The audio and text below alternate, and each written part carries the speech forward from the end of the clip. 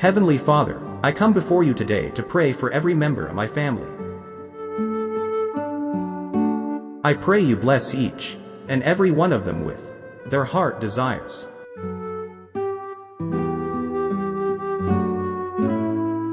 If any of them is going through hard times, please deliver them and restore them with your blessings. Please let them remember you in times of need.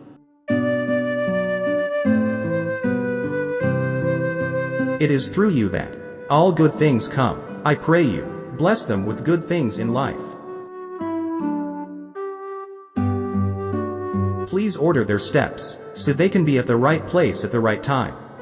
Protect them from any evil plans of the enemy and all bad fortunes.